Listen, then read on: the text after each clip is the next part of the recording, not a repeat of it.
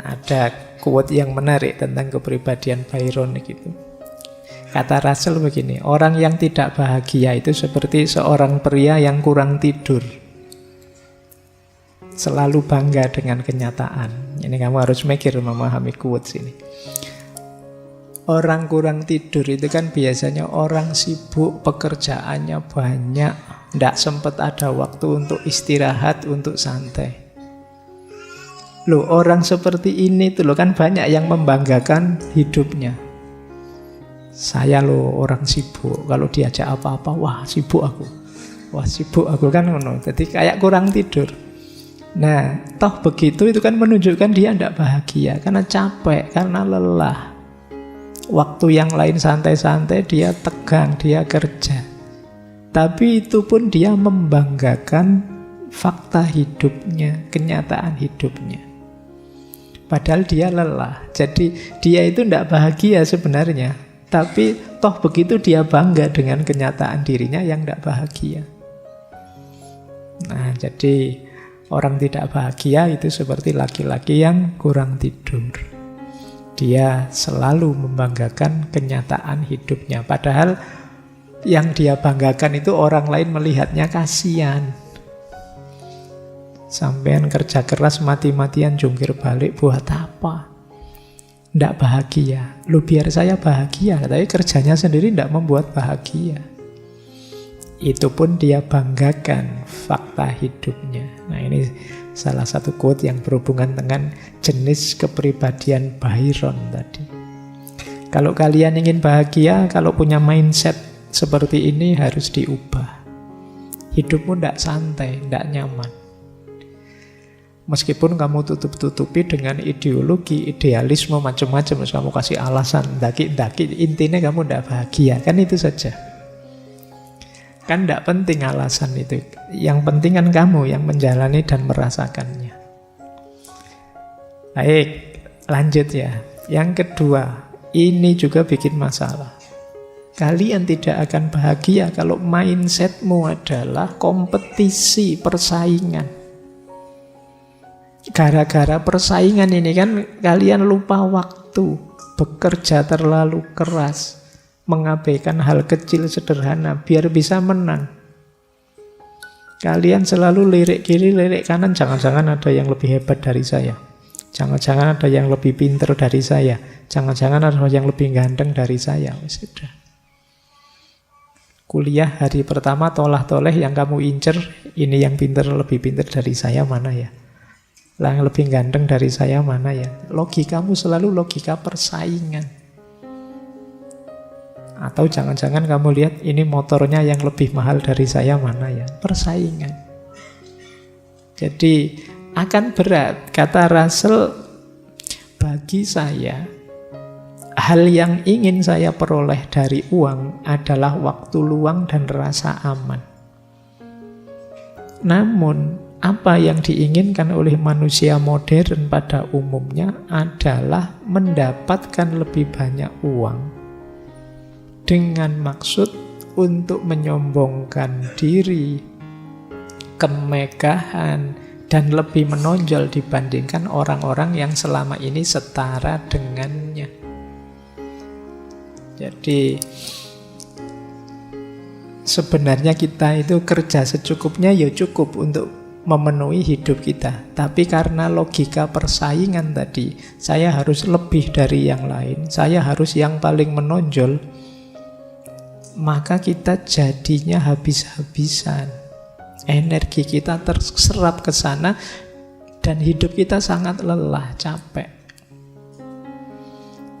Apa ndak boleh maju kalau gitu? Kalau pengen maju-maju saja, pengen hebat-hebat saja, ndak usah pakai mindset perbandingan. Melelahkan. Jadi mindset perbandingan itu apa-apa kamu lihat kiri kanan terus tiap hari. Kan itu melelahkan. Kamu ingin selalu menonjol lebih dari yang lain. Kamu menonjol bagus tapi tidak harus dengan logika kompetisi atau persaingan. Hidupmu akan sangat berat. Kalau mindsetmu ini, kamu tidak bisa tidur tenang. Jadi hidupmu tidak akan nyaman. Oke. Nanti ada temenmu dapat pasangan, punya pacar, kamu greges, waduh kok saya belum ya. Akhirnya nyari sedapat-dapatnya. Nanti temenmu, jadi capek tiap hari kamu ngeladeni kiri kananmu. Temennya beli motor baru, pakai baju bagus, pakai kamu, wah kamu ndak tenang tiap hari ke puskesmas nanti. Capek melayani kompetisi atau persaingan.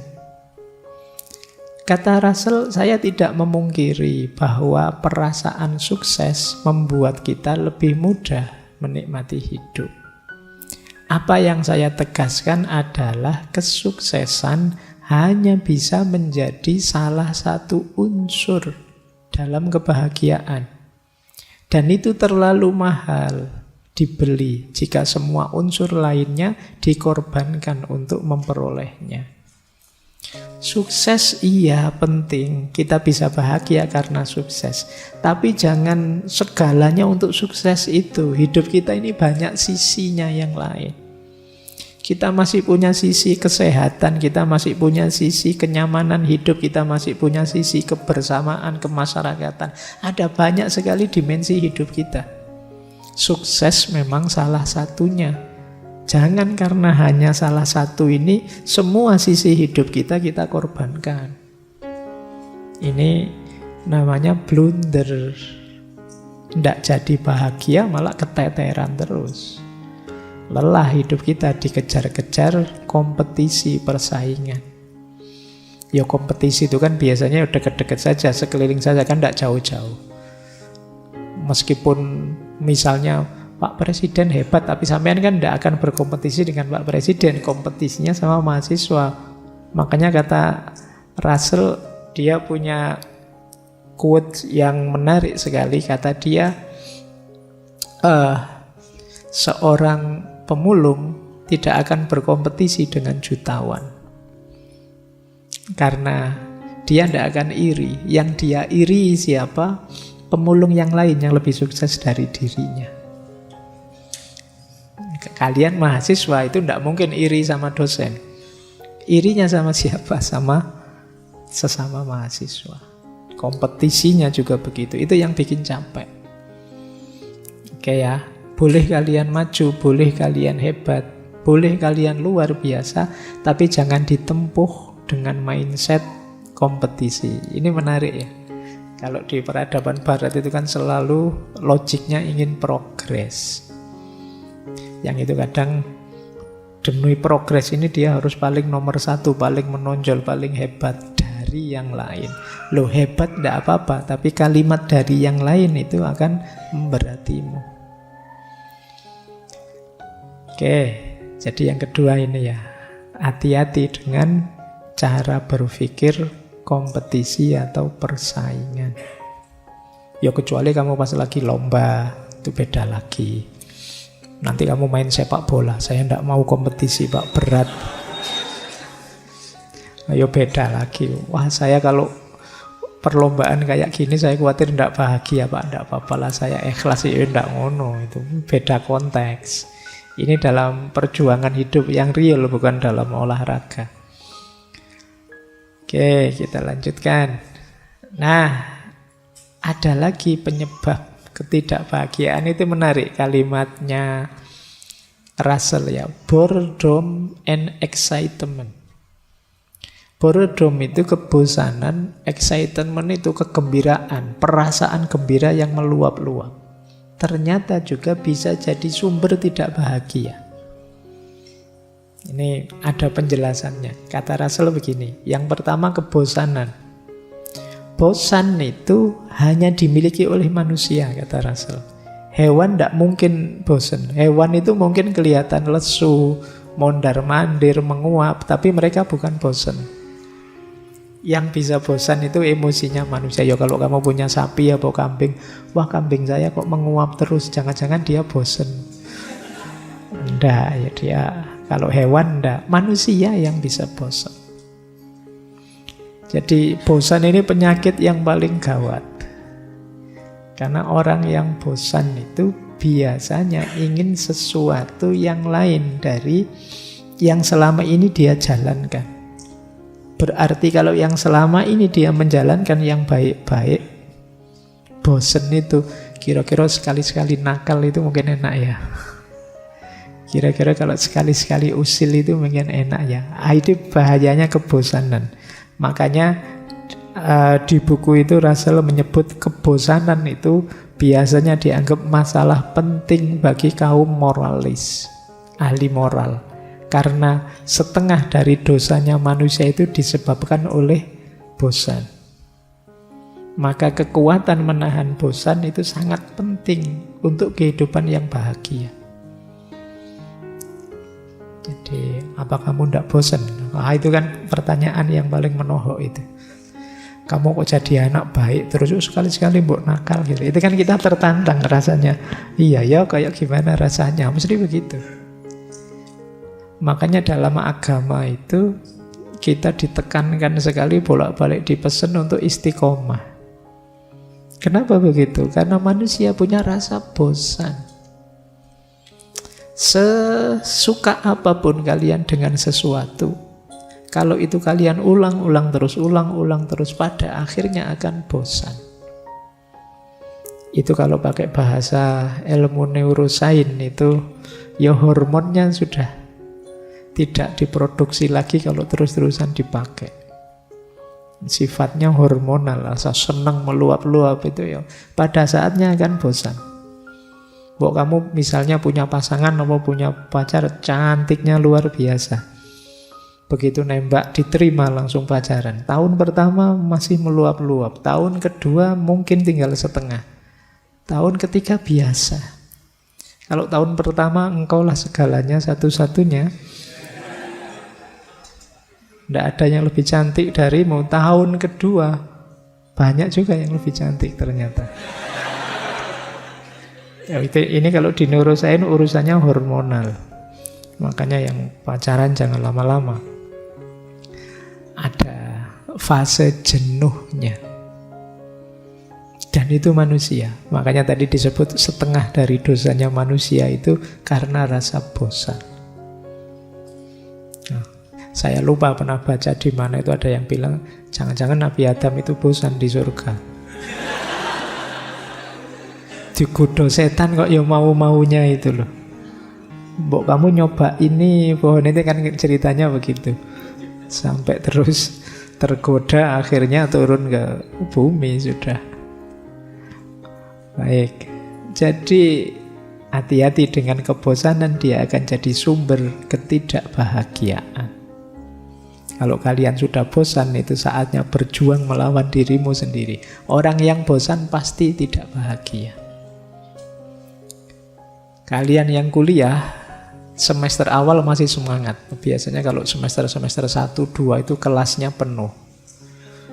Begitu 3, 4, 5, mulai.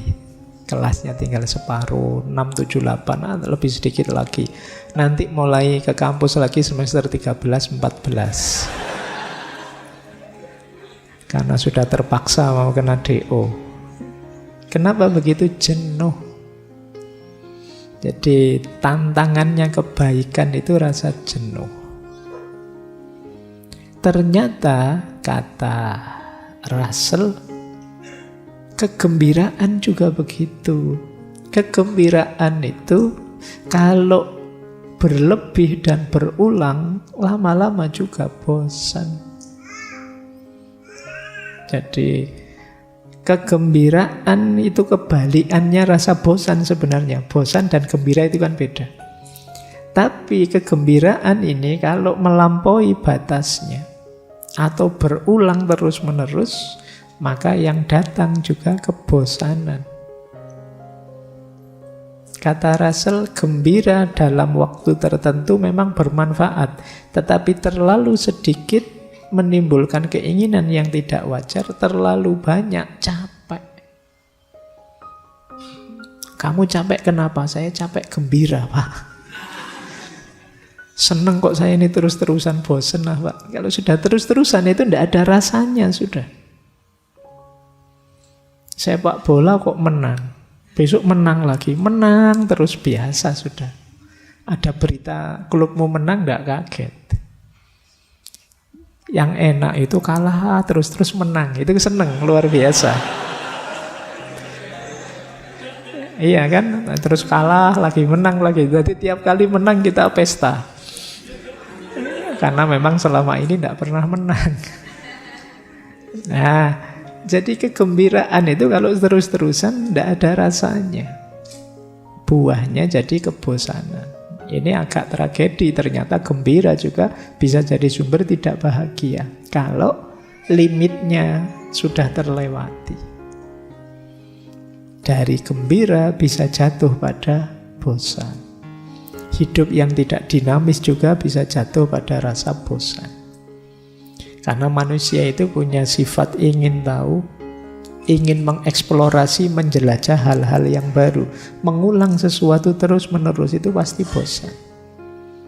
Sebaik apapun perilaku kita, perbuatan kita, kalau diulang-ulang, itu akan melahirkan kebosanan. Cirinya bosan itu biasanya hilang rasa. Rasanya sudah tidak seperti awal-awal dulu.